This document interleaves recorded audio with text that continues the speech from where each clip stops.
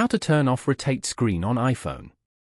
To get started, first of all go to your iPhone home screen. On this screen, swipe down from the top right corner to open the Control Center. The iPhone Control Center provides quick access to frequently used settings and apps.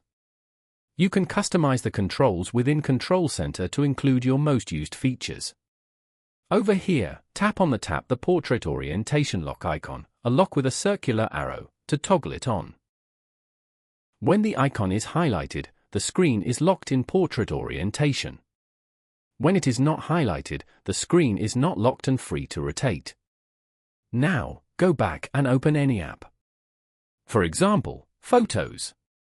And then, simply turn your iPhone sideways to check if you can view the app in landscape mode.